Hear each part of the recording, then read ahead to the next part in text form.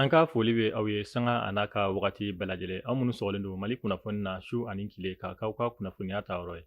Bi ye tarata ye juillet kalo tile 14 san 2026 a y'aw bisimila Mali kunnafoni ka don kibaruya olu kɛnɛ kan.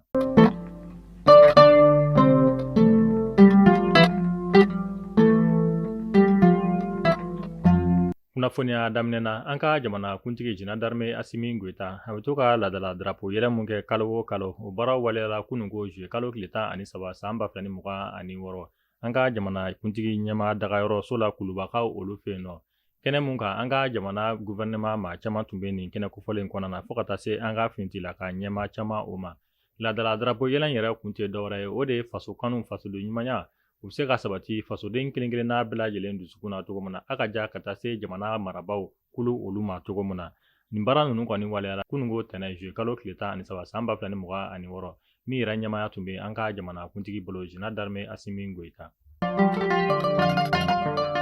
Halisa an bɛ to an ka jamana kuntigi Général d'armée Assimi Goïta ale ka kunnafoniya olu kɔnɔna na ka sanga ni farafinna kelenya tɔnba maa ɲɛma ni o ye Union africaine Mahamadu Ali Yusufu ale nali ye an ka jamana kɔnɔna na juillet kalo tile 12 tɛmɛnen san 2026 kunun tɛnɛ juillet kalo tile 13 a bisimilayila an ka jamana kuntigi fɛ Général d'armée Assimi Goïta. Kunnafoniya olu y'a jira k'a fɔ ko Union africaine maa ɲɛma Mahamadu Ali Yusufu ale nali an ka jamana kɔnɔna na a kun tɛ dɔwɛrɛ ye o de Saheli jamana bɛ kɛlɛ mun na ni o ye jatigɛwale tigilamaw kɛlɛli ye u ka kuma olu bolila o kan. O kɔfɛ u ka kuma dɔ bolila Mali bɛ se ka ɲin don cogo min na Union africaine yɛrɛ baara olu la ka sababuya kɛ kabini fanga dafiri kɛra an ka jamana kɔnɔna na san 2020 o wagati fo ka na se sisan ma Union africaine ka lajɛ ni u ka baara ninnu kɔni na Mali jamana kɔni sen tun tɛ a la u ka kuma bɛna boli o fana kan o kɔfɛ o y'a jira ko fɛn min ye transition yɛrɛ tagabolo u ka kuma bolila o kan nin kɛra fɛn min ye Union africaine maa ɲɛma ka kɔrɔfɔ mun ni o tɛmɛna ani an ka jamana marabaw cɛ kununko juillet kalo tile 13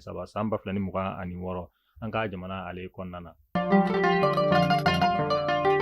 An bɛ taga lakanako ale kunnafoniyaw olu kɔnɔna na an ka finitigilakaw ka ɲɛma état major général des armées général de division Jean-Élisée Dawo ale kɔni kumana ka sanga ni jatigɛwale tigilamaw ye binganiwale mun ta ni kan ka wolomasiri tabaw dagayɔrɔ sɛgɛrɛ ANEFISCAW olu fɛ nɔ ka sanga ni o waleya ninnu ye an ka finitigilakaw ka maa ɲɛma kɔni kumana kosɛbɛ a y'a jira k'a fɔ an bɛ wagati min na ko sisan Mali jamana kɔni labɛnnen don wagati bɛɛ lajɛlen na ka jatigɛwale tigilamaw kɛlɛ ka bɔ an ka jamana ale kɔnɔna na a y'a jira k'a fɔ ko jatigɛwale tigilamaw ye binganiwale mun ta ni ka an ka finitigilakaw dagayɔrɔ sɛgɛrɛ ANEFIS marabolo kɔnɔna na ko kɛra sababu ye u ye dankari kɛ jatigɛwale tigilama 1000 ani kɔ de la fo ka taa se u ka bolimafɛn caman olu ma ani tɛgɛ dagara jatigɛwale tigilama ɲɛma caman kan ani ni fo ka taa se jatigɛwale tigilama n'u dɛmɛbagakulu caman kan an ka jamana kɔnɔna na walasa aw ni ne an ka faamuyali caman sɔrɔ an ka jɛ ni ka an ka finitigilakaw ka maa ɲɛma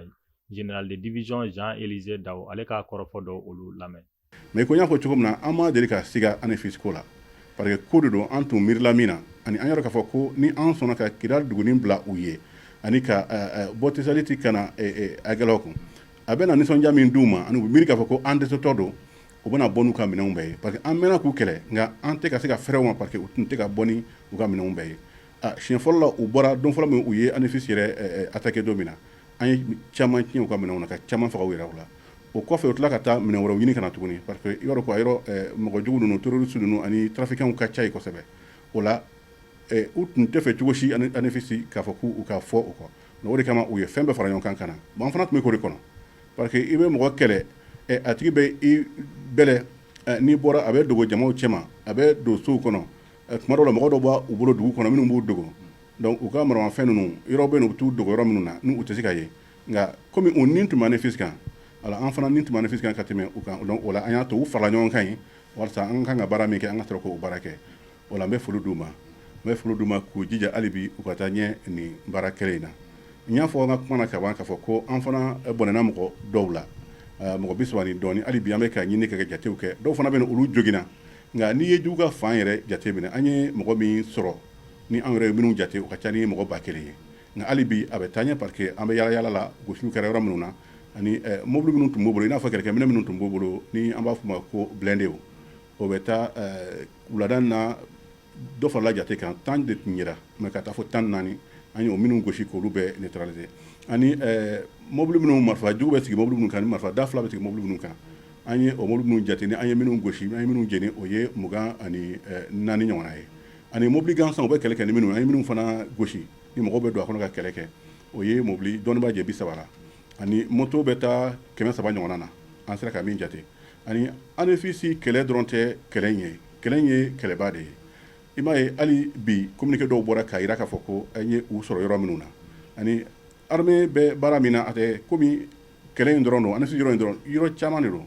an bɛ nin kɛlɛ kɛ an bɛ baara wɛrɛ fana ka mɔgɔw lakana ani ka se ka balo ladon jamana kɔnɔ balo ladon jamana kɔnɔ ani ka fɛn wɛrɛ ladon i n'a fɔ bi an ye citerne min ladon a kɛra 901 ye nka n'a fɔra kunun ta kan a bɛ sɔn ka citerne 1000 o min sera Bamakɔ dɔrɔn ka jira k'a fɔ ko armée bɛ ka baara min kɛ ni denmisɛn ninnu ni y'u ye moto kan u n'u ka marifaw u tɛ siran u b'u ka lakana k'u ka mission de sécurisation kɛ tiɲɛna foli kan ka d'u ma.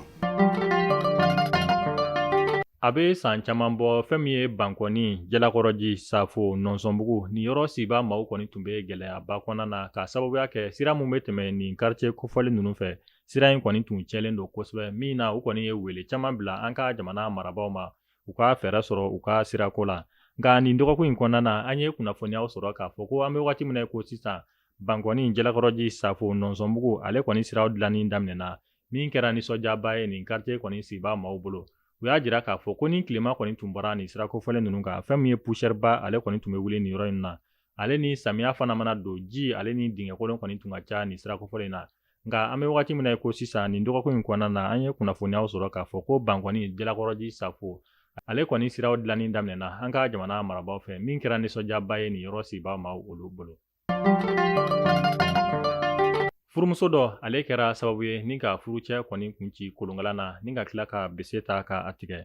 an bɛ taa fait divers ale kunnafoniya olu kɔnɔna na kari tɛmɛnen ni o bɛnna juillet kalo tile 12 ma san 2026 sabali bugu kuraninka olu fɛ nɔ nɛgɛ kaɲa 9 ka taa se nɛgɛ kaɲa 10 wagati ma fɛn min ye furumuso dɔ ni a bɛ wele ko Batoma ale kɛra sababu ye ni ka furucɛ Isa Kone mun si bɛ tali kɛ san 40 bɔɲɔnko la ni ka a bɔnɛ ani la kunnafoniya olu y'a jira k'a fɔ ko nin furumuso kofɔlen in kɔni ye nin kɛ k'a sababuya kɛ keleya a bɔra kalama k'a fɔ ko a furucɛ kɔni bɛ fɛ ka muso filanan ta min sen fɛ a ye nin waleya in ta ni ka furucɛ kɔni sɛgɛrɛ an bɛ wagati min na i n'a fɔ sisan tɛgɛ da kɛra furumuso kofɔlen in kɔni kan a bɛ kiiri tigilamaw ka bolo kan ani ɲankili mun ka kan o bɛna da a kan. An bɛ taga Baninkɔ marabolo ale kɔnɔna na fɛn min ye Masigi Joyila sira ale kɔni sira boliba maaw bɛ gɛlɛyaba kɔnɔna na min na u b'a la ka wele bila an ka jamana marabaaw ma ka sanga ni samiya donda in yɛrɛ ye Baninkɔ Masigi sira kɔni kan fɛn min ye nin sira kofɔlen in boliba maaw kɔni bɛ degunba kɔnɔna na o y'a jira k'a fɔ ko fɛn min ye sira in kɔni cɛnlen don fo ka se a danna min sen fɛ sira bolibaw kɔni b'a la ka wele bila an ka jamana marabaaw fo ka taa se an ka jamana ɲɛmaa yɛrɛ ma Général d'armée Asimi Goita u ka fɛɛrɛ ɲini fɛn min ye Baninkɔ ale ni Joyila sira kan ka sababuya kɛ fɛn min ye bolifɛn dɔw yɛrɛ kɔni bɛ to boli la Masigi ni Baninkɔ furancɛ ninnu na n'u bɛ bɔ ka bin o de hukumu kɔnɔna na Baninkɔ sigibaa maaw u b'a la ka wele bila an ka jamana marabaaw ma u ka u kɔfilɛ Baninkɔ sira kɔni na yaasa fɛn min ye nin sira kofɔlen kɔni bɛ se k'a dilan cogoya min na.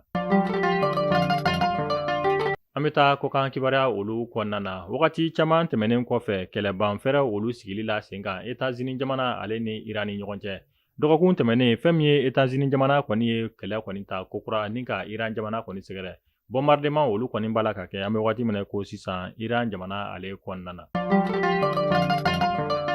An bɛ taga Venezuelakaw olu fɛ yen nɔ dugukolo yɛrɛ ale kɛra sababu ye ni ka maa 4,490 olu bɔnɛ u ni na Venezuela jamana ale kɔnɔna na maa min banala nin dugukolo yɛrɛ in senfɛ o bɛ t'i jɔ maa 16,700 bɔɲɔnko la kunnafoniya olu y'a jira k'a fɔ ko nin dugukolo yɛrɛ in kɔni daminɛna kabi juin kalo tile 24 san 2026 Venezuela jamana kɔnɔna na min kɛra sababu ye ni ka maa 4,490 olu bɔnɛ u ni la Venezuela jamana ale kɔnɔna na.